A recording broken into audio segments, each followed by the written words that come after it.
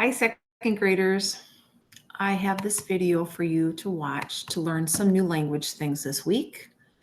This would be what the purple packet would show you, and we are doing week 27. Of course, you don't have the paper, but you're going to watch me and learn from the things I can tell you about it.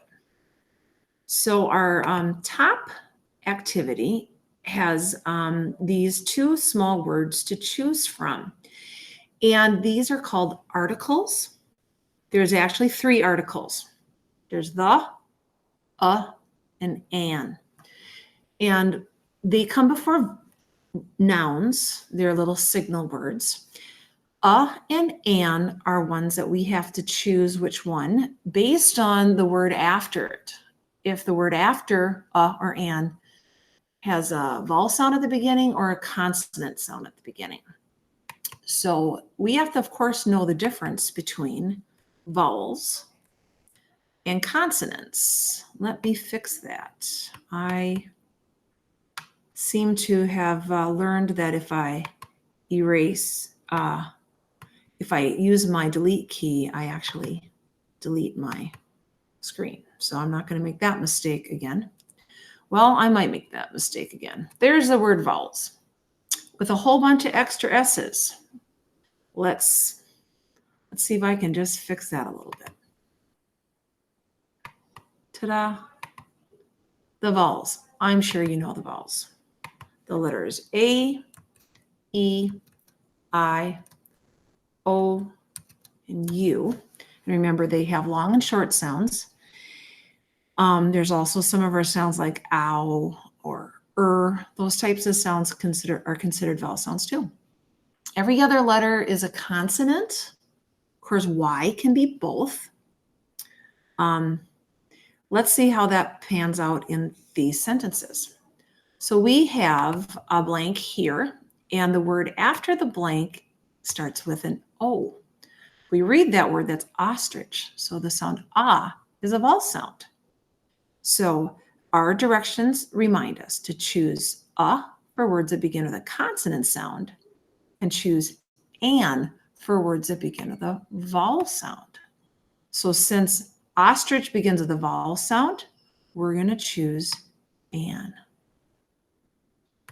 Now in our second sentence, the word after the blank starts with B. So the sound of that beginning would be bus, right? And you should recognize that as a consonant sound. So remember, choose for words that begin with a consonant sound. So you would choose a. So our sentences would correctly sound like this. We saw an ostrich display its tail feathers. My dad takes a bus to work. All right, let's go over here to this one, and this is new for us. This says circle formal or informal. This is about what type of talking you would choose, and it can also be what type of writing you would choose.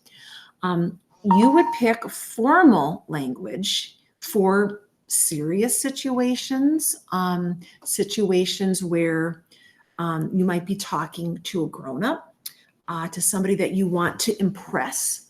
You would use your best politeness, your most correct grammar. You wouldn't really put any shortcut words or slang in.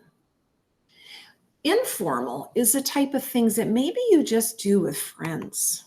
So I'm just going to type that word friends up top of informal because you speak informally most of the time. But there are times that you want to use a more formal style. So let's see if we can figure out which one's which. The first one says, may I go to the library, please?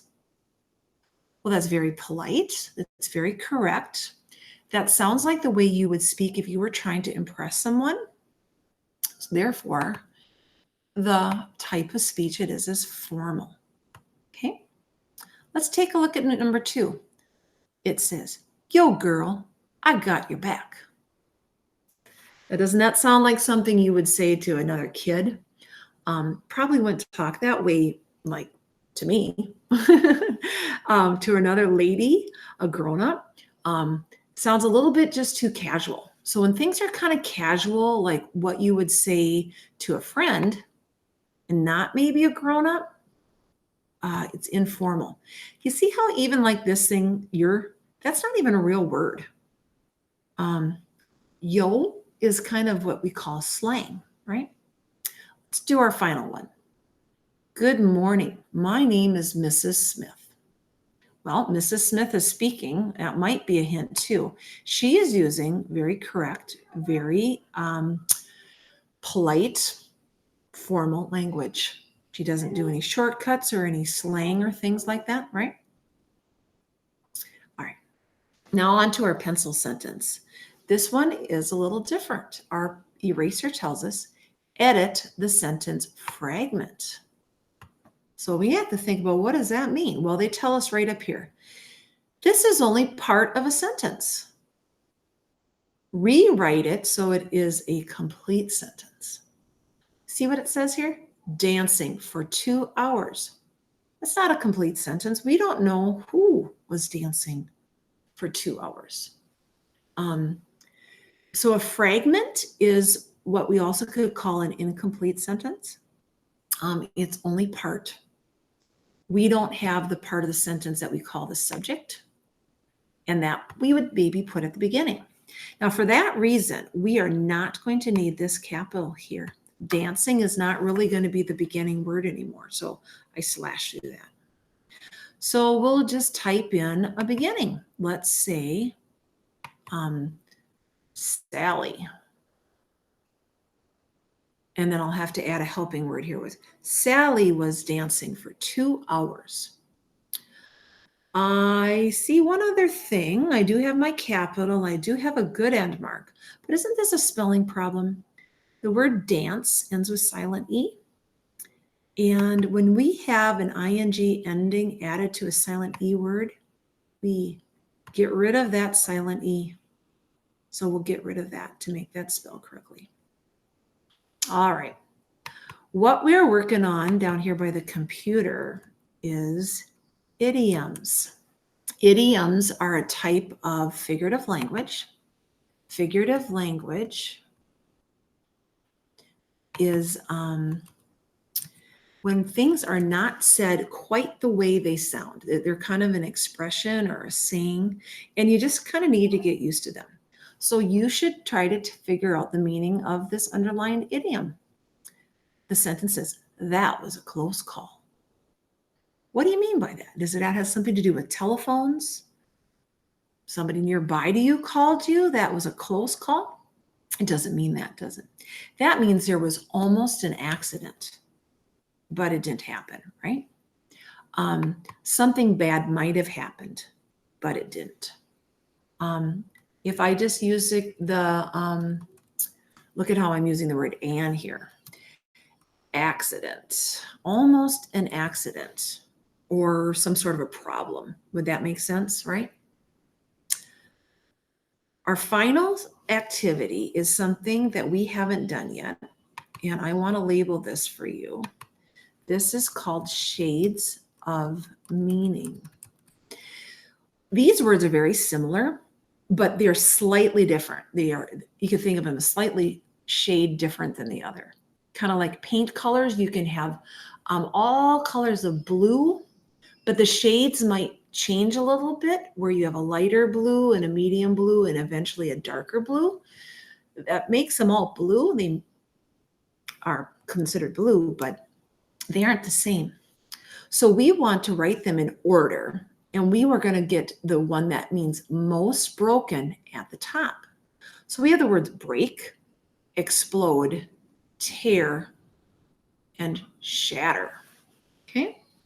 Now, if I have something break or become broken, I think the least amount of that could be if something has just a tear in it, right? A tear is maybe even not all the way through. You know, like if I tear a piece of paper, I don't have to completely separate it. Some of these other things probably aren't going to seem like something you can tear, but when I think of something with a tear, it might be taped back up, or it might not even be all the way through. More than that, I would have to say the word I think is more broken than tear is the plain old word break. And I see that I'm not ending up on my lines very well here, but I'll keep going higher till we get the one that is most broken at the top.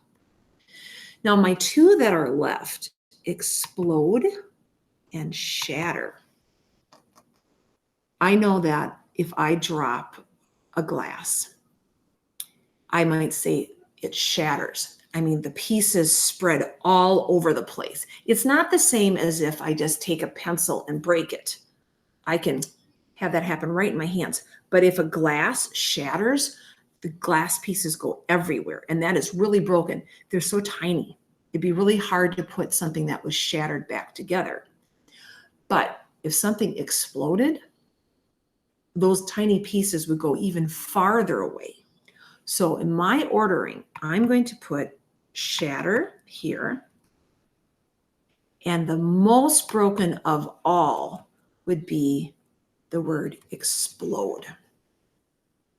Something new for us to think about on this one. I know it's not quite what we're used to, but it's something for us to learn to be a better speaker, a better writer, to give just more description to our words. And that's because we can use a shade of meaning that's really close to what we want the reader or the person that's listening to us to understand. Okay. I hope that teaches you some neat things. Kind of fun to get to this point of the year. We get some really different things to do. Enjoy. Talk to you later.